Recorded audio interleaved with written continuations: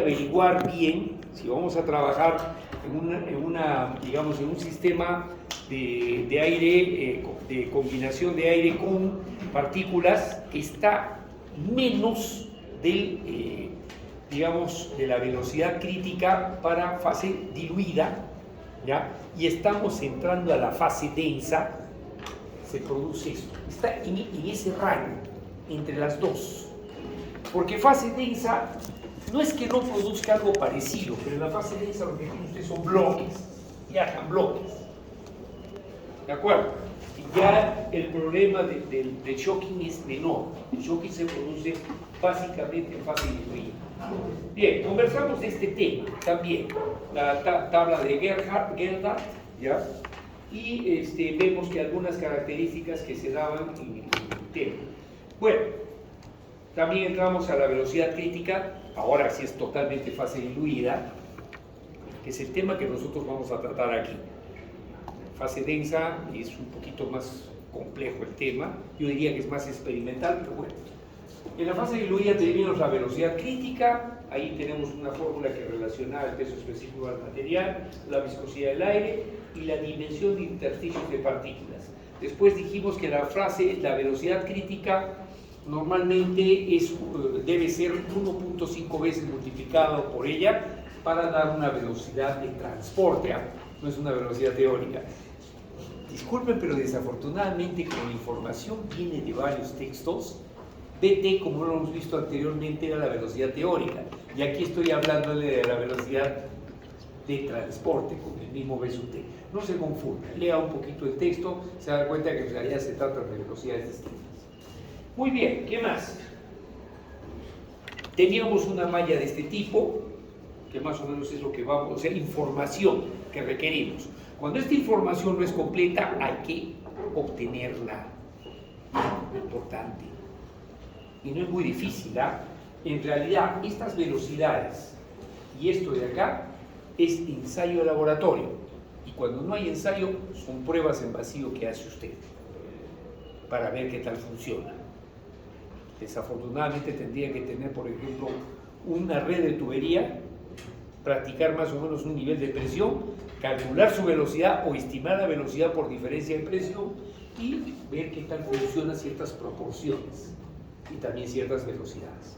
Lo cierto es que usted debe tener en cuenta que una cosa es transportar verticalmente y otra cosa es horizontal. ¿Qué pasa si está inclinado, ingeniero? ¿Pronto examen?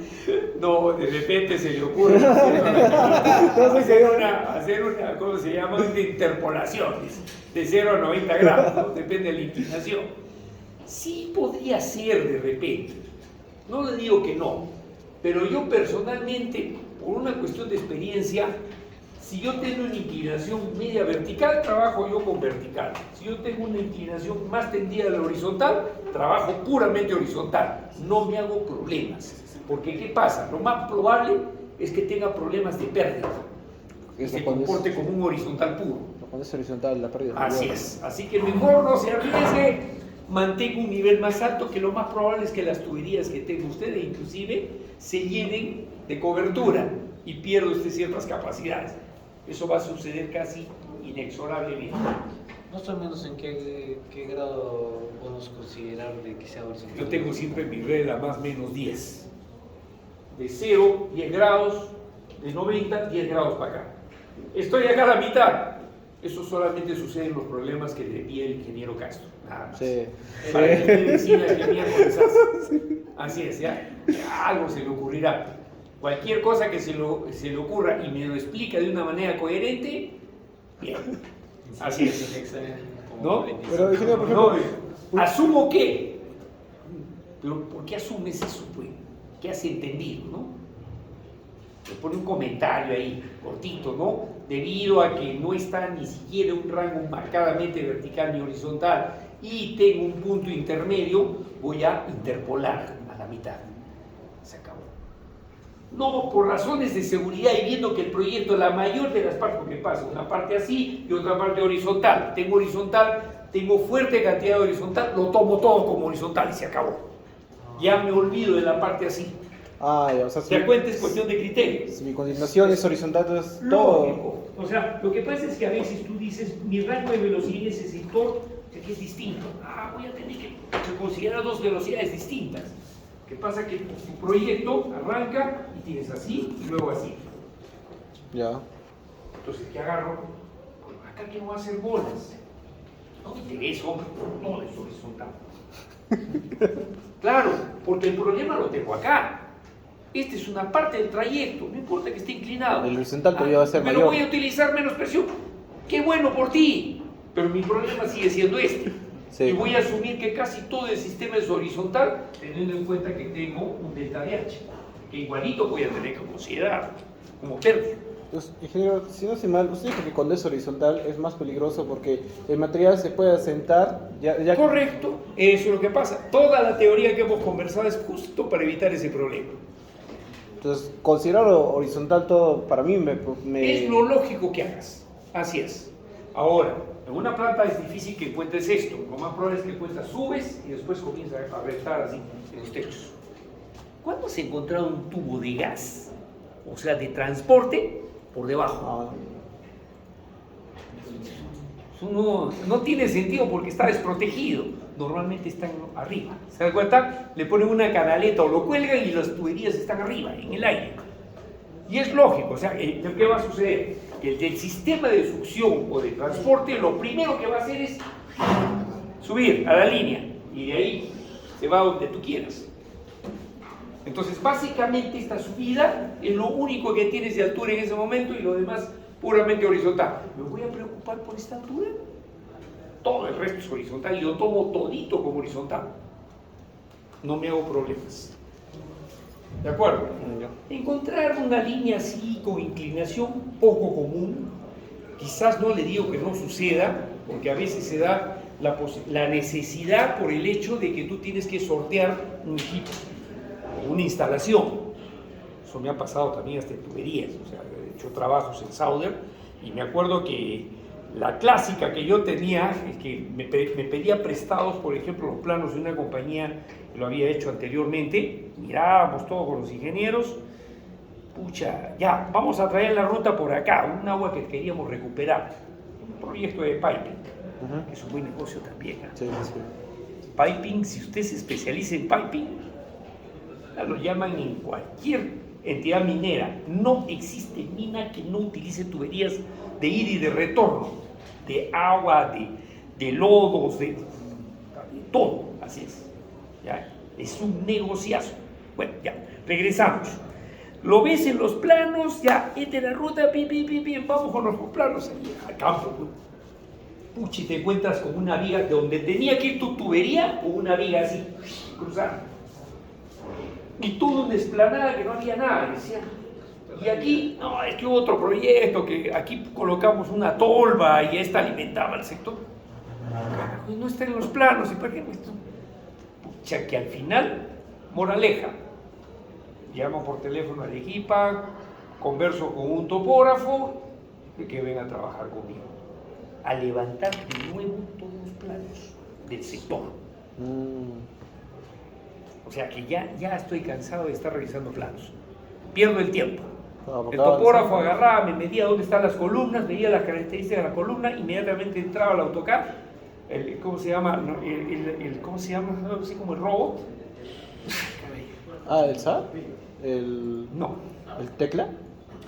Algo así como el tecla, ahorita me estoy olvidando, pero es de Autodesk, el tecla no es de Autodesk. ¿Ya? Bueno, lo cierto es de que generar las estructuras, ya, este es lo que es de verdad, lo que hay.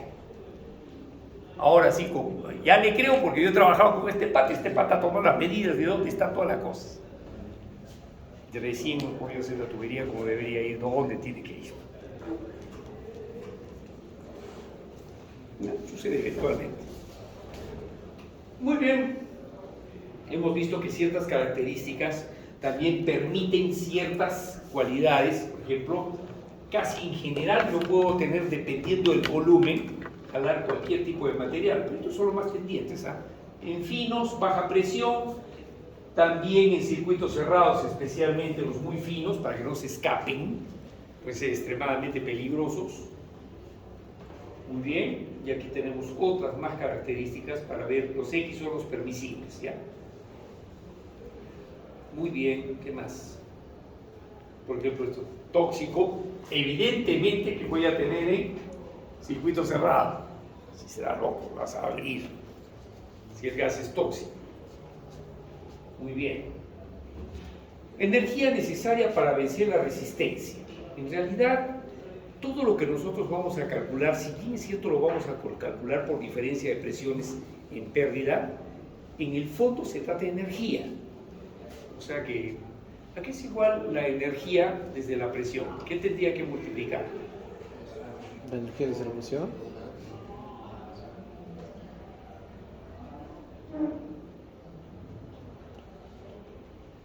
A ver sus fórmulas desde dinámica.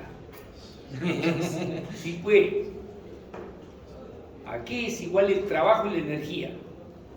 Fuerza por espacio. ¿De acuerdo? ¿Ya? Ahora, ¿a qué es igual fuerza por velocidad? Si es angular, es torque. Potencia. Así es. Pero yo puedo cambiar la fuerza por presión entre área. Claro. Y si lo muerdo, lo multiplico por la velocidad que me va a quedar abajo. Presión por unidad de longitud, tiempo. O sea, presión entre velocidad. ¿Se dan cuenta? Entonces yo relaciono al final la velocidad, la presión, y tengo energía. Y tengo energía. Porque la presión es fuerza entre área. Y lo puedo convertir al final en energía, en potencia consumida. No pasa nada. Ahí tenemos la potencia. Presión, área, velocidad, que les dije. ¿Listo? Ah, sí, sí. Potencia. Presión por área es fuerza, para que sea fácil. Sí, sí, sí. Y fuerza por velocidad es. Potencia. Yeah, usted mismo lo ha dicho. Fuerza por velocidad, potencia. ¿Listo? ¿What? Ya, Potencia entonces, yo voy a tratar de simplificar todito esto en unas fórmulas que se relacionan precisamente para utilizarlas. La primera, pretendo acelerar el polvo. Esta es una cosa natural, de velocidad cero a la velocidad de transporte. ¿De acuerdo? Esto va a necesitar un factor. Va a necesitar la velocidad al cuadrado, gamma, 2G. Ahí está la fórmula. Es la fórmula que llego yo para acelerar el polvo. Luego, la segunda es pérdida por la tubería, clásica. ¿A qué se parece la fórmula? Darcy-Williams, que en vez de tener F2 tengo aquí, ¿no? ¿Cierto? Solamente que como se trata de una mezcla de aire y polvo, las fórmulas de F son un poquito más pendencieras, son muy experimentales. Ya son resultado de pruebas. Entonces esto lo vamos a tener que sacar de unas tablas como estas.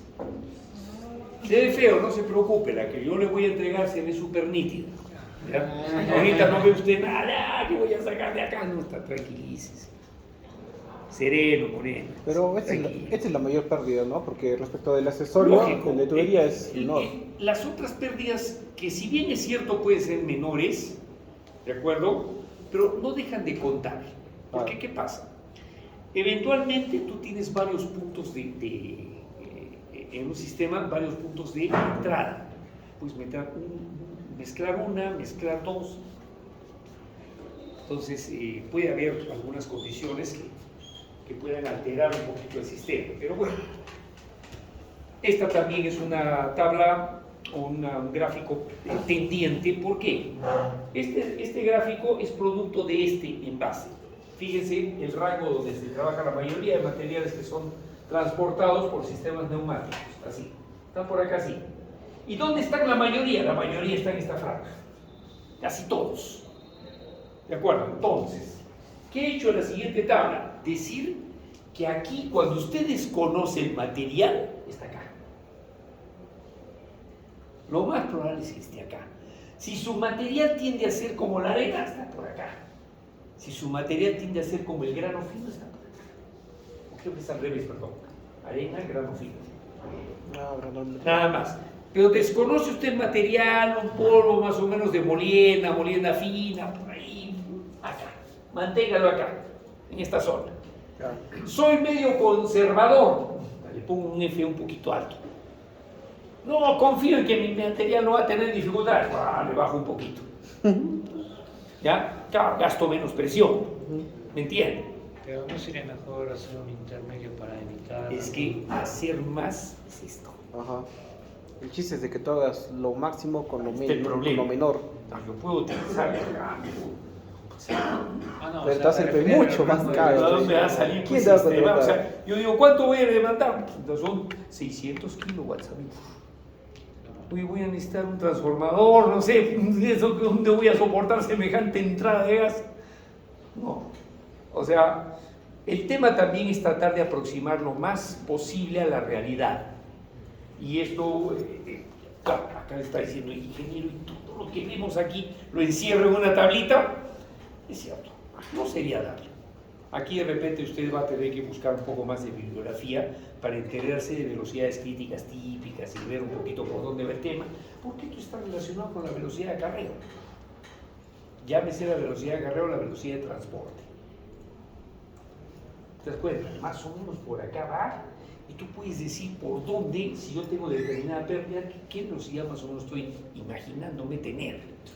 Juego un poquito con las tablas. ¿Se acuerda que cuando vimos nosotros las tablas que estaban en el SEMA de fajas transportadoras, también le decía, todas estas tablas de acá, en el fondo son como sugerencias. La idea es que cumplas con la mayoría de ellas, pero no siempre vas a cumplir con todas. No vas a meter el mundo de materiales en 4 columnas, pues es una locura. Pero sí, por lo menos que esté por ahí y que no se contradiga con lo que tú estás imaginando. Hay cosas más importantes. Muy bien, chicos, entonces, por otro lado tenemos pérdida de codos. Aquí estoy simplificando también terriblemente. Valgan verdades, las pérdidas por accesorios tienen una serie de fórmulas en Darcy-Weisbach, o sea, ahí es un poquito más complejo el tema. Pero en sistemas neumáticos, el tema no es tener ni llaves, ni puntos, ni nada muy complejo. Lo máximo que tienes es un codo, y por eso lo han simplificado en este esquema. ¿Cuál es lo interesante de un codo neumático, a diferencia de un codo hidráulico? El codo hidráulico normalmente es así. ¿Se han dado cuenta? Sí. Así es. Más o menos estamos acá. 2 veces el diámetro del radio. Si el radio es este, el diámetro es este. ¿De acuerdo? Entonces, lo que pasa es de que en un sistema neumático, un codo como este, te mata y tienes fuertes pérdidas. Normalmente en un sistema neumático lo que esperas es esto, así, un codo muy amplio, de modo de que no te represente casi nada de pérdida, 6 veces tu diámetro. Entonces, cada vez que ustedes ven un proyecto, lo que van a ver es que viene el sistema, el tubo, y de repente hace una curvaza casi. ¿Se dan cuenta? Sí, pues la idea es no pierdas. Porque, ¿qué pasa? En un codo como este, fácilmente se produce el problema de shocking. Fácil. Se obstruye. ¿Ya? Se obstruye rápidamente. En un codo como este es difícil. Poco probable. Claro. ¿Listo? Entonces ya la idea, sí. Pero las tuberías para el aire, o sea, también los tomamos por celular. Vamos por partes. Cuadradas. Una cosa es la tubería de aire.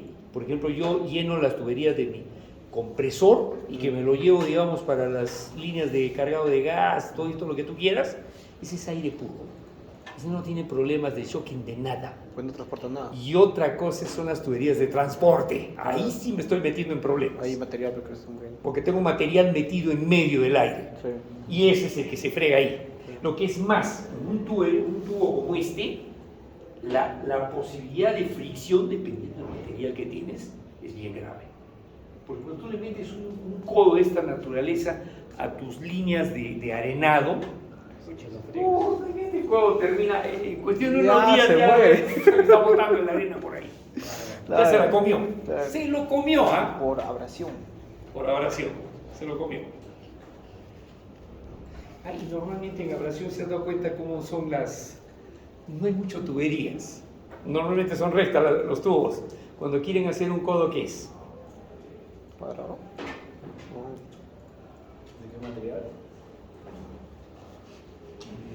Viene el tubo por acá. Sale el tubo por acá. Está con arena. ¿Qué es esto? Es un vulcanizado. Es un codo flexible. Los codos flexibles soportan mejor la abrasión que el acero. O sea, le estás dando pues a la arena la carnecita, pues sí, porque se lo coma. En cambio, los sistemas vulcanizados no son cualquiera tampoco, no es la goma de tu bicicleta, no. O sea, soportan mejor. Lo que es más, han mejorado mucho los sistemas polímeros en general. Habrán escuchado que últimamente las tolvas de los alimentadores, por ejemplo, de molinos, de chancadoras, están haciéndose híbridos. ¿Qué le llaman híbridos? Base metálica, cobertura de polímero. O sea, es como una goma. Para soportar el Las impacto. tolvas de los camiones mineros también, un vulcanizado encima, para evitar el impacto y también la abrasión. Para abrasión, sí. Sí, esto es un exitazo, o sea, está mejorando notablemente el tema. Pero ¿dónde está, digamos, la investigación de esto? ¿No han escuchado al ingeniero? El material ¿Cómo se llama? el que estudió en Francia. Castro, Snyder Castro, de acá de Cerro Verde, porque ellos están experimentando este tema ahorita ya con los molinos de bolas. ¿Ya? En el Congreso, sí. Pues yo ya sabía el tema hace tiempo, ¿ya? Pero el problema era que, digamos, yo siempre he tenido mis dudas sobre si tenemos una industria de vulcanizado. ¿Por qué? ¿Qué pasa?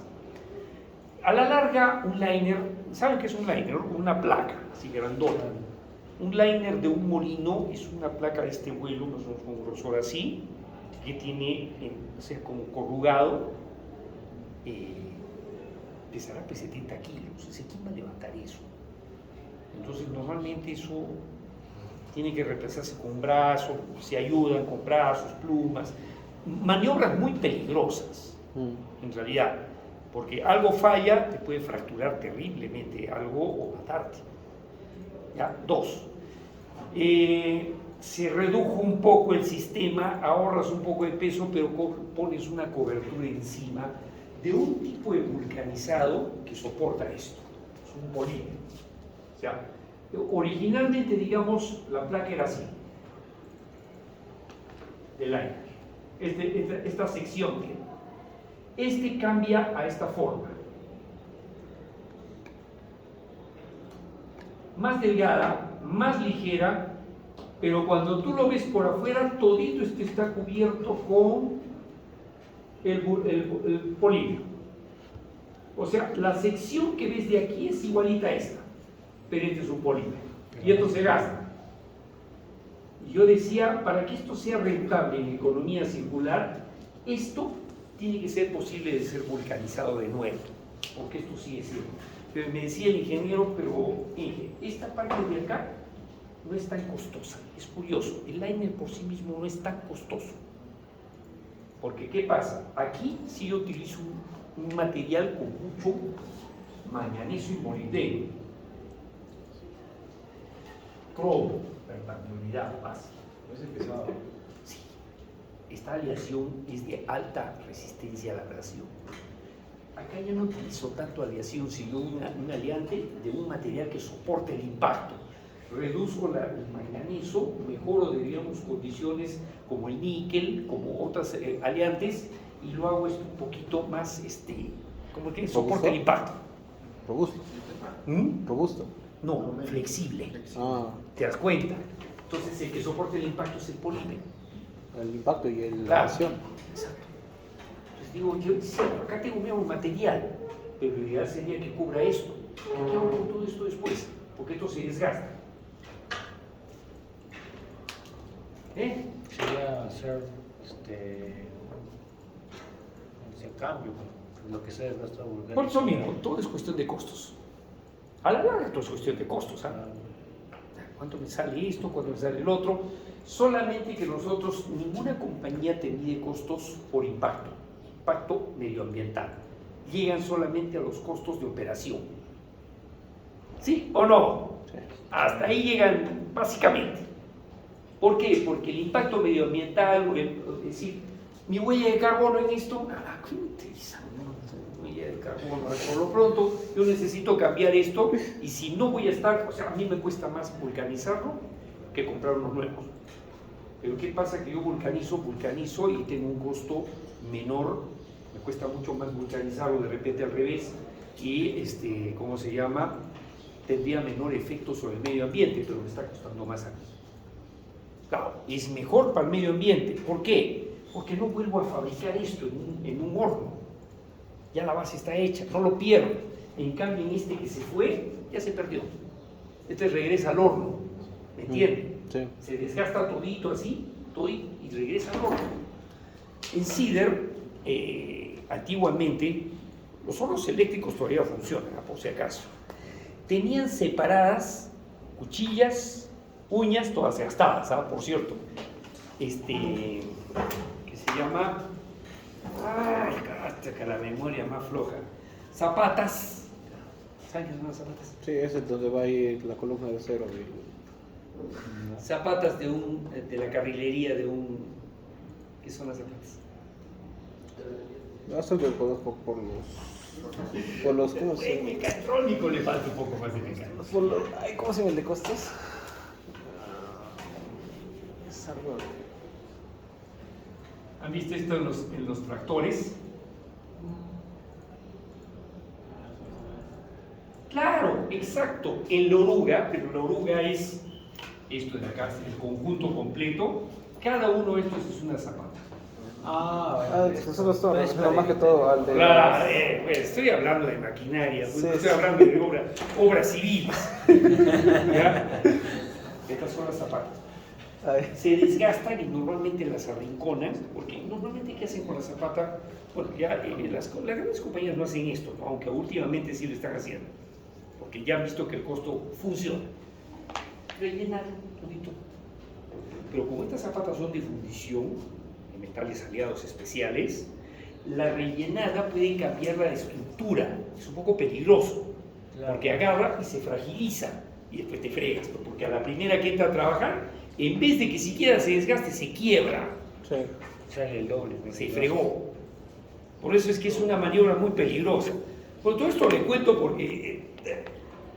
bueno, no porque usted está 5 años en Ferreira, se ha visto un montón de cosas. Ya hemos hecho maniobra y media. No, es que por algo le vendíamos al cliente que compre toda la carrilería nueva. Porque a la larga, al menos en minería, le resultaba menos paradas y menos riesgo. O sea, consume menos. Cuando tú tienes la carrilería correcta, consumes menos combustible, porque no desliza, no resbala. O sea, tú vas cargado y el tractor comienza, o sea, ¿cómo se llama? El cargador comienza a deslizar. O sea, se mueve, ves que está deslizando sobre terreno. No actúa, sin embargo, está moviendo el sistema, estás gastando combustible. Te estás soplando en una frenada, o sea, en una acelerada, se puede soplar fácil 2 galones de combustible. Lo que usted no se imagina a su carro. Eso lo hace un cargador. Así nomás hace una resbalada así, hasta así, ¿ya? Una media rueda así de resbale, y ya se sopló 2 galones de lo que usted se imagina. Está perdiendo cualquier cantidad de energía. Entonces, eso no conviene. Por eso es que inteligentemente, a ver si pudieran ustedes cuantificar cuántos cilindros, cuántos galones se sopla en una semana un cargador, y si voy a aproximar que solamente tengo una pérdida de 5% por deslizamiento, sé que es bajo, pero multiplica por los galones de combustible que se sopla. Y encima gasto de mantenimiento, porque hay otra cosa que sigue, las horas siguen funcionando, sin embargo no trabajo. Sí. Eso sí, hace de mantenimiento. ¿Ahora me entiende?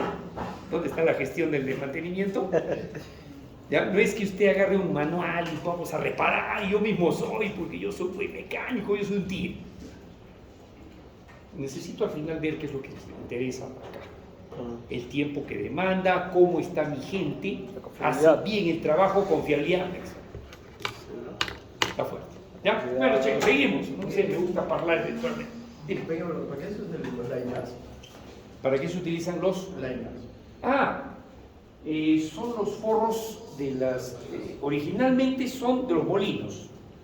Un molino... Es como una lavadora. Tiene así como unas plaquitas acá sentadas. Sí. Están cubiertos así todito.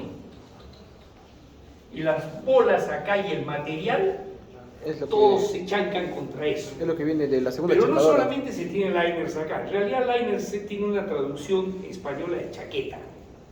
Por ejemplo, una torre de donde descarga un camión minero, ahí está, viene el camión y descarga, ahí están sus ruedones, ¿ya? Levanta toda la torre, no cae acá y esto está cubierto Las chancadoras, ¿no? precisamente con liners, con unas chaquetas. Entonces, estas reciben impacto porque viene el rocón encima. Claro, las chancadoras es un tema un poco distinto en el sentido de que acá, por ejemplo, tienes algo que se llama la araña. ¿Alguien ha tenido experiencia de ver? No. La araña es como una especie de puente que va encima, choca normalmente a la roca un poco por encima, pero se distribuye. Y después viene un equipito clásico que está por acá con un puente, con un bracito robótico, que eso sí deberían ustedes estar felices de que exista, con un martillo acá hidráulico, perdón, un martillo, un picador, porque los rocones que no entran correctamente hay que romperlos, porque si no el molino que está acá, Se tranca y ya no pasa nada. así es, puede sufrir daños. Para que tengan una idea, un molino de una minera más o menos tiene unos 6 pisos de altura. Sí, Es más alto que este edificio. Todo el molino. Grandecito nomás, ¿no es cierto? Pero total, si el camión es más alto que un piso, son 2 pisos el camión. El camioncito es chiquito al lado del molino. Bueno, ya está. Todo eso debería decir un maquinario industrial 2. Pierde. ¿Qué hacemos? No, pero sugerencia, ya me quiere mejorar un poquito en estos temas, porque a veces uno se prepara para la empresa que busca. Sí. El ingeniero Jesús Donaire, no le voy a hacer propaganda directa, pero sí tiene unos programitas de entrenamiento en varios detalles de maquinaria, Sí. que creo que sí los puede ayudar. Sí, tiene un paquete ahí de unos 1000 Apenas, yo creo que sí, para suplir algunos problemitas de esta naturaleza. Seguimos con lo que tenemos. ¿Ya? Al final, necesitamos, ¿cuál es el esquema de trabajo que vamos a utilizar? Hallar longitudes equivalentes. ¿Como primer paso? Así es. En el fondo, todas las pérdidas las voy a convertir en especie de longitudes equivalentes para hallar una diferencia de presión total. ¿Me dan cuenta? Presión, simplemente por el volumen que yo transporte, o sea, velocidad por área, voy a tener cuánto de potencia desgasto o en el tiempo, según el tiempo estándar, cuánto de energía consumo.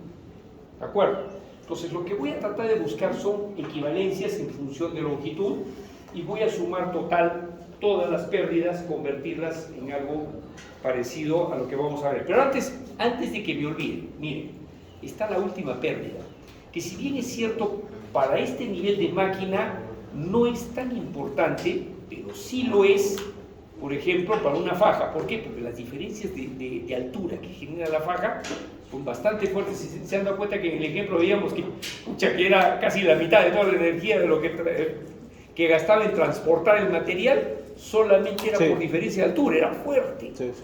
Acá la altura no es tan grande, son proyectos que no tienen tanta diferencia de altura, ¿de acuerdo? Entonces, pero sigue siendo técnicamente lo mismo, peso total, altura, volumen de aire, al final, gamma, H, así directo, diferencia gravitatoria, diferencia de presión por efecto gravitatorio, de frente, fuerzas gravitacionales, y al final tengo una fórmula como esta. Es una fórmula bastante simplificada, usted dirá, pero tengo muchos factores, sí. es cierto, hay muchos factores que están en juego para esto. Pero O sea, está la aceleración, está la pérdida de tubería, está la pérdida de accesorios, llámese básicamente los codos, y está la rigidez. Aquí está todo. Y todo está convertido en función de una longitud equivalente, una longitud total. ¿De acuerdo? Muy bien. ¿Alguna pregunta hasta acá? Esta es la fórmula que vamos a trabajar. Similar a la pérdida de Bernoulli. Sí, bastante parecido. Bastante parecido a la pérdida de Bernoulli. ¿Ya? Muy bien. Para esto necesitamos algunas cositas más. Vamos a tener que trabajar con sistemas absolutos. Relaciones de presiones absolutas. ¿De acuerdo? No podemos trabajar con presiones matométricas. Y otro tema también interesante, solamente vamos a calcular, al menos aquí, los que tienen interés de repente de ver alguna vez un proyecto neumático un poquito más sofisticado, proyectos transitorios. Este no es transitorio. Al no ser transitorio y ser cuasi estable, el único que va a permanecer estable es la temperatura. Así es. Entonces empieza a funcionar el equipo y yo voy a suponer que tengo una temperatura estable. No juega la temperatura acá. Si la temperatura jugara, ya lo quiero ver, qué ricos cálculos que van a hacer. ¿Ya? Pero bueno, sí, porque ya son tres variables. Aquí vamos a jugar la variable, ¿cómo se llama? Presión, que para los efectos es fuerza, y vamos a variar con la presión, ¿cómo se llama? La masa, sí, el flujo máximo. O sea, al final yo tengo una fórmula clásica, ¿no es cierto?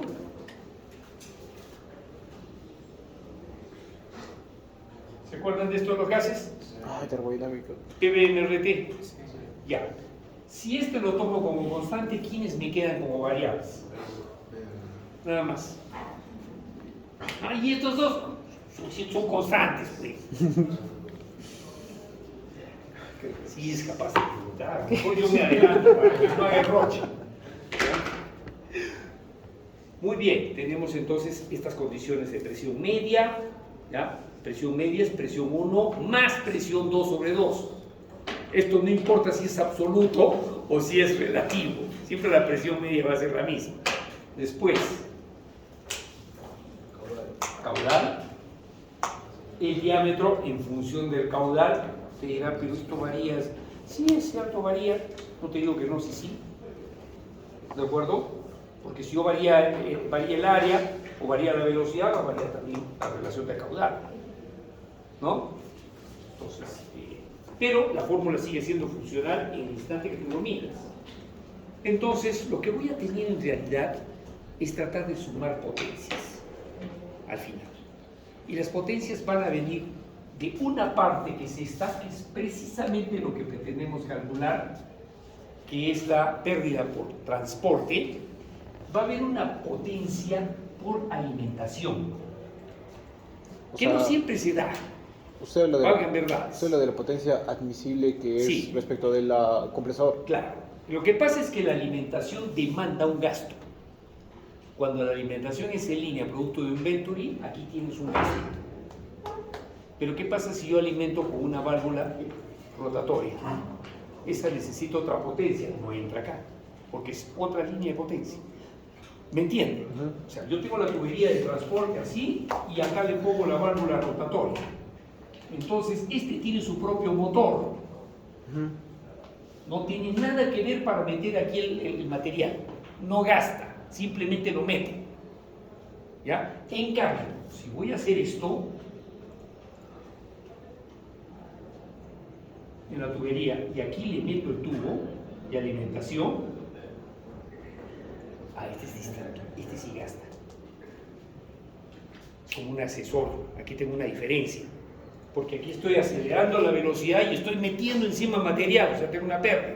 En el otro la velocidad es constante. Claro, no... ¿quién se come todito esta energía? Este señor, el fan. Este es el señor que empuja. Entonces, todo el gasto lo tiene aquí. Entonces, marquemos esa diferencia por si acaso. Y luego tenemos la diferencia de presión de salida, que típicamente es para el problema de la zona de separación. O sea, un ciclón, por ejemplo, trabaja no menos de 300, digamos, kilogramos fuerza por metro cuadrado, 300 a 600, demanda menos de un bar. ¿Ya? Para que vean, un ciclón. Ya una batería de ciclones, o sea, ciclón primario, secundario y terciario, podría llegar a un bar. Es lo máximo que podría llegar. Un filtro de mangas es casi nulo. Pero ¿cuál es el problema? El ciclón es más chico y el filtro de mangas, como hemos dicho, es una edificación. Es un cuarto inmenso. Entonces cada uno tiene su rango. Pero lo cierto es que este también es bajo. Entonces básicamente nuestra pérdida está acá. Pero todos estos, ojo, están en línea y dependen de una eficiencia. Todos están en línea. Menos este caso, como reitero. Por eso, esa forma que se ha colocado es para el primer caso. Claro, para este caso de acá. Todito esto, incluyendo PA, es este caso de acá. Si yo anulo estoy en este caso. En que yo tengo una unidad motriz independiente. Trabajo una potencia aparte. No tiene nada que ver la alimentación con la línea de transporte. ¿Ya? Listo. Para el examen, ingeniero, para el examen. Sí, ¿cómo haces esas cosas? Bien, las tablas más o menos que vamos a dejar están en este esquema de trabajo. Ya para el... ¿Cuánto tenemos la siguiente sesión? El día lunes. El lunes, ¿no es cierto? Ya el lunes arrancamos ya con las tablas. Yo voy a subir todito el material para que ustedes lo impriman, va a estar bien nítido y ahí arrancamos las tablas. ¿Qué hora? ¿Hasta aquí estamos? Hasta las Ahorita faltan unos minutos. Ya. Estas tablas van a tener esto, miren, como les digo. ¿Cuánto es la densidad aparente? ¿Cuánto es el tamaño de grano que usted debe considerar? Tiene un rango para que usted considere ciertas velocidades críticas. En lo que es maíz en grano está bien estratificado. Fíjense las velocidades cómo varían por la dimensión del maíz en grano. Maíz chiquito, así como el grano americano o alpiste para nosotros, ¿ya? Sí, porque su choclo es bien chiquito. No sé si han visto un choclo bien amarillito, bonito, pero es chiquito, parece... salpista. Usted quiere su maíz cusqueño así. Bueno, así un buen maizazo. Así, ¿ya? Cuando ve el gringo el maíz pues de acá, tremendo maizazo. Bueno, tenemos estas relaciones de densidades de mezcla, ¿de acuerdo? Y velocidades. Valor admisible de mezcla, kilogramos de polvo por metro cúbico de aire. Esto es una manera de densidad. Y esto es las velocidades tanto vertical como horizontal, límites. Estas son las críticas experimentales. De aquí nosotros vamos a tener que aumentar porque no nos vamos a quedar en la crítica. Como hemos dicho en teoría, ¿no es cierto? Velocidad de transporte, 50% más. Lo vamos a tener que aumentar. Ya vamos a ver cómo trabajamos. Un poco tentativamente. Yo sé que esta parte les va a parecer, cuando veamos el lunes ya, la primera parte del problema les va a parecer como un tiro al aire. O sea, ¿a qué me refiero? Medio esotérico, porque van a tener que suponer condiciones. No, ¿Ya? Pero no se preocupen, por suerte el sistema, una vez que conjuga varias leyes de funcionamiento, todas coinciden en un punto de equilibrio. O sea, usted hace una prueba, rehace de nuevo el molde en función del resultado y apunta hacia una solución estable. es como cuando tienes que comprobar el diámetro y ver la tabla siguiente. Algo así cuando usted trabaja, a ver, en su lenguaje. Cuando usted le pone condiciones para proporcional, derivativo y Derivativo. ¿cómo se llama? Integrativo. El PID, ¿no? PID, así es, todas tienen que apuntar, Sí, ¿cierto? a una a sola reducir el gap, dirección. ¿no? Ya, estoy hablando su idioma. Eso es lo que pasa con estas fórmulas. Ah, fue, Succe nomás.